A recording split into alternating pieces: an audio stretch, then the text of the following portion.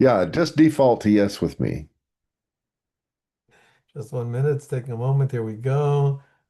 Oh boy, I've got somebody else coming in here. I have to tell them that we're on for a half an hour. Just 1 second. Shalom to everyone. This is Gidon Ariel with my good friend Pastor Alan Latta. Hello. But let me first see if I didn't make a mistake. 1 second. Alan, give them a show and dance while I deal with this issue. How are you doing, Alan? What's going on? Doing well, doing well. We buried my wife's sister in Maryland on Friday, and we just got back. She was 80, well, 4 days from 80 when she passed. She wanted to be buried at sea, which is a thing. I didn't know. I thought it was just a Navy thing. If you're out at sea, you can't be buried. But she wanted to be buried at sea, and of course you have to pay extra for it. But so legally, it has to be in you can't be embalmed, and it has to be in a biodegradable shroud, and it has to be at least 3 miles from shore in 600 feet of water. Well, where they live, that's 80 miles from shore before you get to that depth. So it's an all-day boat ride, and Coast Guard, because of weather issues, would not give clearance.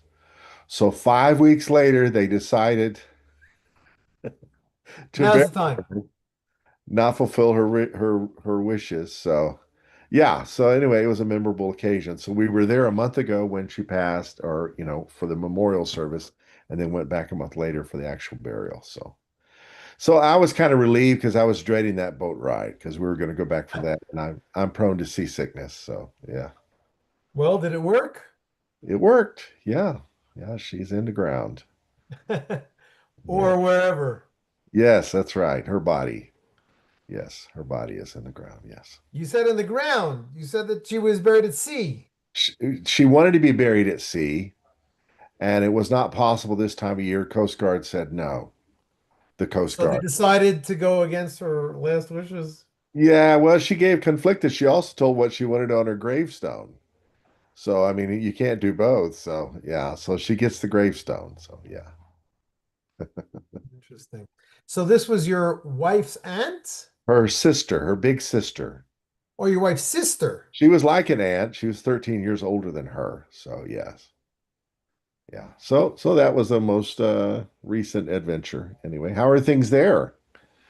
Baruch Hashem, things are doing pretty well here. Let's see. Well, are you asking about something specific? What is in the news No, nowadays? no. I mean, there's a sort of a ceasefire happening now, and you've just come through the holidays.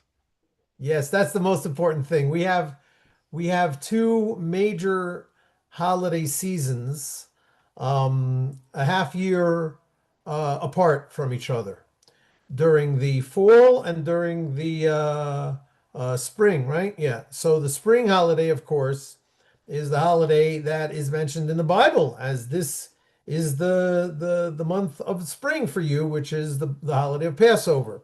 So Yes, that happens around April or so. yes, But the autumn, the fall holiday happens around now and around September, October, and that is the holiday of Tabernacles of Sukkot.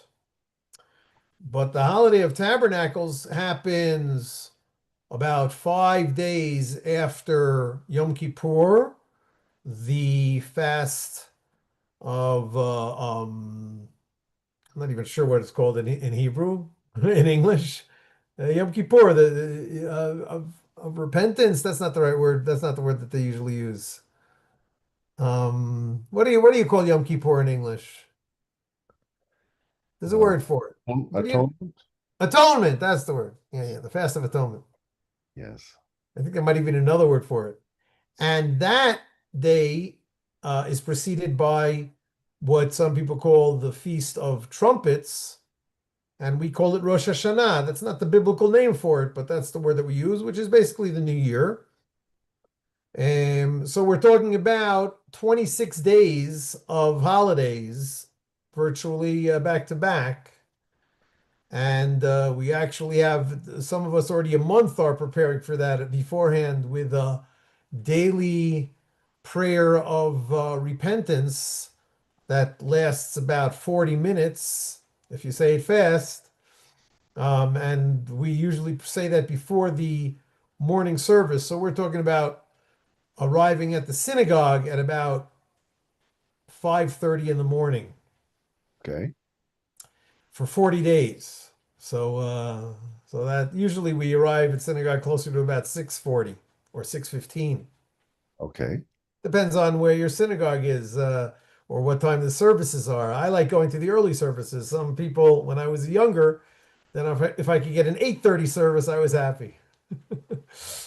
And how long is this coupled with fasting? So the 40 days of repentance is not necessarily coupled with fasting. There is, like I said, the fast of the Day of Atonement. Okay. There is a fast day that we observe the day after Rosh Hashanah, the day after the Feast of the Trumpets. It's called the fast of Gedalia. I don't know if you remember, he's actually mentioned towards the end of the Bible. People don't pay too much attention by then because it's already the day after the denouement, after the big event of the main point of the exile of the end of the Bible. There were still some Jews left in Israel. Yes. Jews was not the it's an anachronous name. No, Judeans, yes, Judeans. So those who were left, there was not Persian, not Babylonian. There was a Babylonian ruler over them, and they decided to appoint a Jewish ruler. I think some might have called him a puppet ruler. I'm not really sure. I don't want to give him less honor than he's due. I'm not, Figurehead? huh? Maybe a figurehead?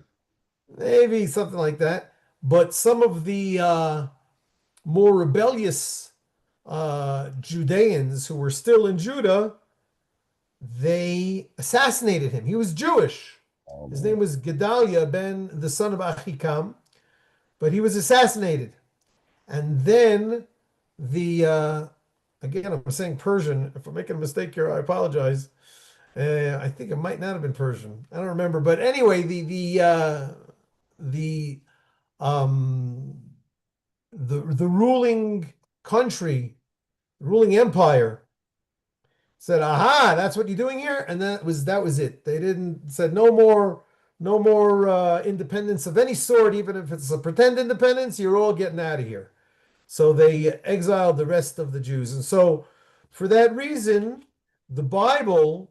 I don't think that the Bible talks about us. I don't think that the Bible talks about establishing a fast day in Gedaliah's memory, but the rabbis established a fast day in uh, in memory, I guess, not so much in memory of Gedaliah, but to remind us all of the terrible things that we did, Okay.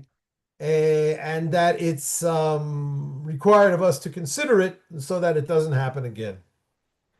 Yeah. So assassinations are one of those pretty bad things that happen.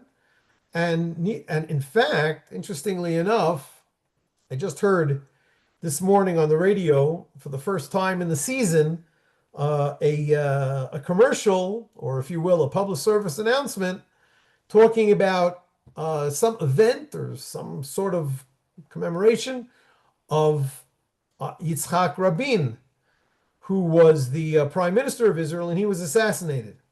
As I'm sure you remember, Right. they just mentioned today, it's exactly 30 years ago.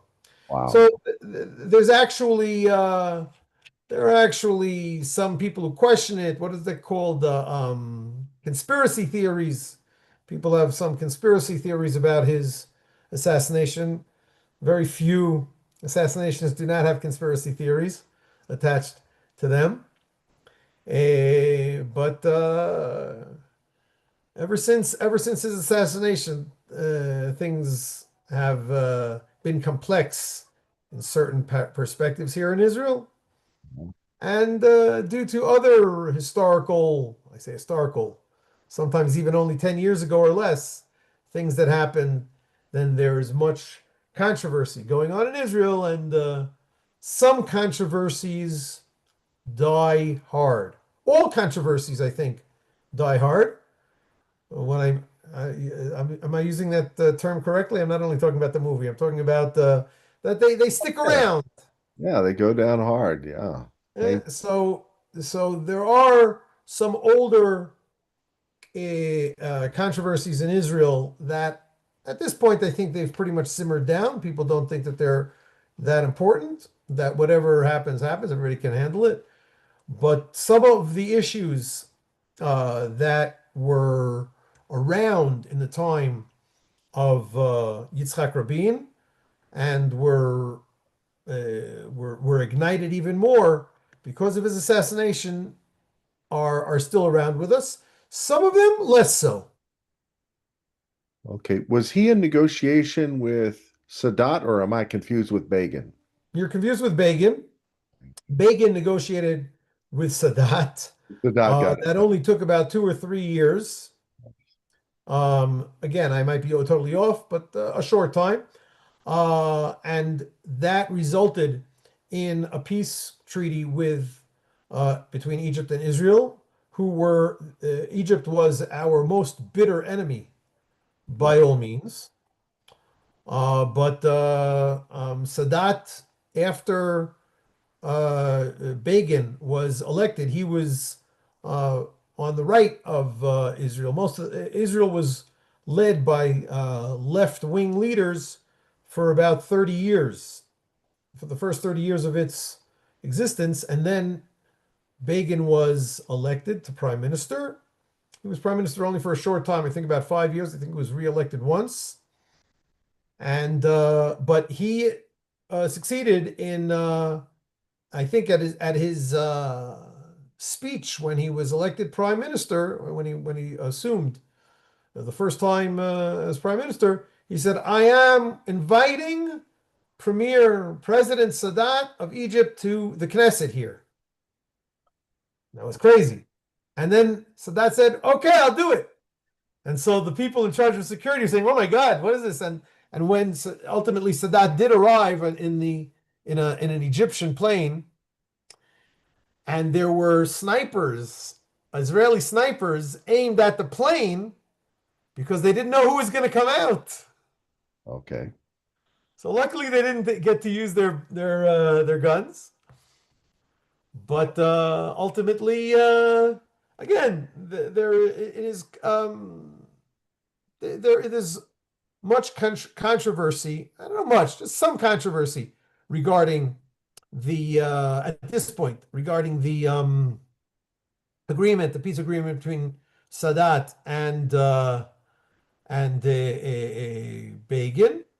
All I will say is that a year or two after the peace agreement was signed, Sadat was assassinated Yes. in Egypt. So it takes time. Hold on 1 second. I'm seeing that this guy responded to me. He can join us. I mean, Just 1 second.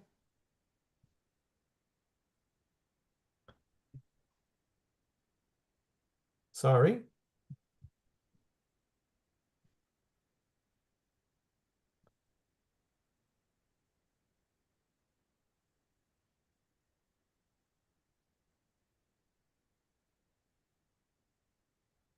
Okay, I hope that will be okay. Yes, so I am staunchly placed in the right wing in Israel. yes. But I'm also quite open to engaging with the left wing, as opposed to so many right wingers and left wingers nowadays that you're not allowed to talk to each other. Isn't that the rule? Isn't that the 35th Amendment to the Constitution? Thou shalt not talk to people who don't think exactly like you. I shall not agree to disagree about anything. I watched the Knesset meeting where Trump was a guest. Watched the whole thing. Fascinating. Absolutely. Yeah. it was for us, for me, it was quite enjoyable. Yes. Again, Trump is quite the showman. Yeah. But again, I'm a member of Prime Minister Netanyahu's Likud party central committee, and so I'm a strong supporter. That doesn't necessarily follow, but in my case, it definitely follows that I'm a strong supporter of Netanyahu and of most of the leaders and the members of Knesset and the ministers of the Likud in the Knesset. And I thought that that was a very impressive event. Absolutely. Yes. Yeah. What a day. What a day it was. Because That's not right. It was like one day after all of the 20 live hostages were returned, I think, or the same day. I just don't remember. It was it was such an amazing it was a period, week or two. crucial day, and then he flew elsewhere afterwards and had another meeting that wasn't as long. Um, and then never misses a chance to take pot shot at Biden. Anyway, he is a showman, that's for sure. So yeah. Yes. So what is going on with you, Oh, Pastor Latta? do we have time for a Bible question? Sure, of course. We have about 14 minutes. Yeah, we can always return to it later. If it's too big, just say, hey, that's too big, something simpler. But Genesis 15, what happened was absolutely fascinating. One second. You Christians, you say a number and everybody's supposed to know it off by heart. I'll just tell what happened. You may Hold on not. one second. Let me first open it up here. Well, I'm glad that you're asking about Genesis 15 because that is this week's portion. Oh, this is great. Perfect timing. So Abram's name has not yet been changed. Circumcision has not yet been instituted. And he is given instructions to split animals, keep the birds away, and then he's put to sleep. And then God comes down as a smoking oven and burning torch. So is this the same pillar of fire and cloud that led them through the wilderness? Not necessarily. It's possible. Okay. It's not like somebody said, "Hey, I see the catalog number on that pillar of fire. That's exactly the same one. What do you know?" It's Yeah. not who could declare yes, it's the same one. The Bible itself certainly doesn't mention that. Yes. That being said, when you have similar things in the Bible, then they lend themselves to identifying with each other. Okay. Now, again, it's a total different story. Not to mention, again, uh, a classic understanding of this entire story is of this entire passage is that this didn't even really happen. Rather, it was a dream of Abraham's. Okay. So, if it was a dream of Abraham's, then there was no fire and there was no, what was the other thing over there? So, while the story of the pillar of fire and the pillar and this cloud in the time of the Jews, the Israelites traveling through the desert with the pillar of the cloud guiding them during the day and the pillar of fire at night. That as much let's say there are how shall I say this? The understanding that that is more of a real miracle as opposed to just somebody's dream is more clear. There's a higher chance of more people agree with that than a lot of people think that the story of the they call it the covenant of the parts in English. I think that's how they call it in Hebrew, Berit ben Habitarim. And it's really not so much a question of quantity but quality. The one of major commentaries, if you will, on the Bible. One of the major commentators is the Rambam, Maimonides, and he says that that portion about the covenant of the parts with the fire and all and the with the birds and all that, that was a dream that Abraham had. Yeah. Well, Well, now what does that mean? What does that mean to me? yeah, that's Whether the it was, whether it was real or whether it was a dream doesn't make a difference to me. what's the mean? It's here in the Bible, and it's clearly a cryptic passage, Yes. whether because of Maimonides' rules about nature and miracles, whether according to him this has to be a miracle or this can be a dream or it can be real. Or it's obviously a miracle if it happened. Whatever that in this framework of our discussion, I will say it bothers me less because to read the again, like I said, the this cryptic passage, and believe me, it's much more cryptic in Hebrew than it is in English. Yes, of Then course. you have to try to scratch your head and say, okay, what does this mean to me? Yeah. And not really so much did it happen or not, but it was recorded here in the Bible, and this is the Bible that we have for thousands of years. This is the Bible that we believe came from Sinai through Moses, written, as it were, in the hand of God. So why did God write down these words? What am I supposed to understand from them? Not did it really happen or didn't it happen, Yeah. for example. Is there significance to the fire and the smoke going between the pieces while Abraham's asleep? Absolutely. Your friend Richard Booker, I think, wrote a book on this. Yeah. Okay, so ask him It's for yeah. his answer. So my takeaway from this book is in making covenant with Abraham, God made covenant with himself, put Abram to sleep. Abraham followed up on this with circumcision, the name change, all this stuff. So it's an unbreakable covenant in his promise to Abraham. That is highly possible. In other words, I'm not aghast. I'm not taken aback Yeah. by that understanding, which means that okay, that could work. Um, yeah, the question of a this is something that you guys, the Christians, also talk about of deservingness. That's not the right word, and grace. In other words, you get grace because you're undeserving. There's not, I'm not deserving of any of this stuff. It's just God's 100% grace, right? That's a phrase that I think I hear some Christians say sometimes.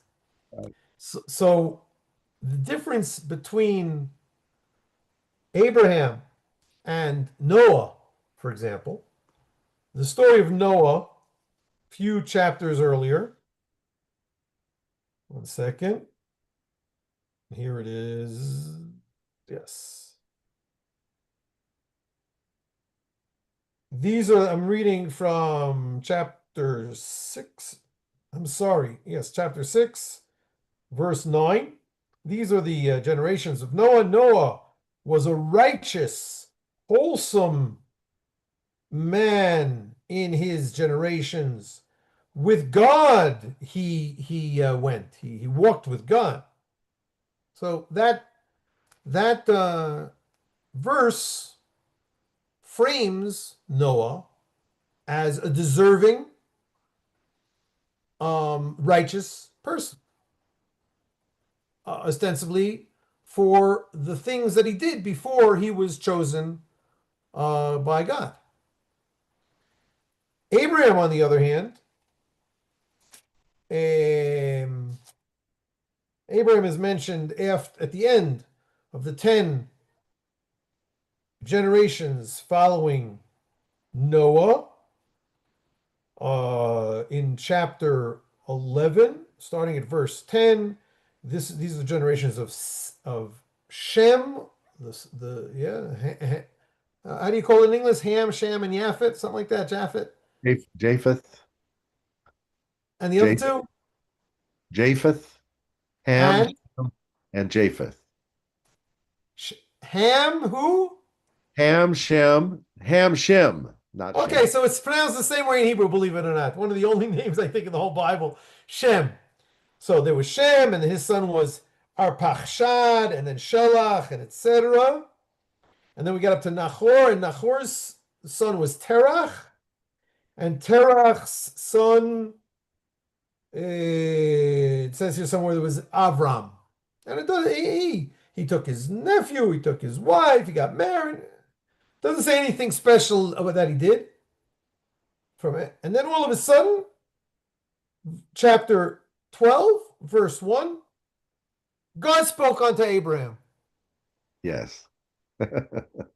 So it seems to be quite stark that Abraham was chosen, at least according to the simple reading of this passage in the Bible. Yes. He was chosen for no reason. Now, again, we only have a couple of minutes here, so I'm not going to bring down my, well, I'll just bring down for a moment Not my good. Not good. my concordance. This is not the first time you've seen this book, am I right? That's right. So Abraham, of course, his name started out as Abram, but if we look at Abraham here, come on, get on. Oh, both, yeah. No.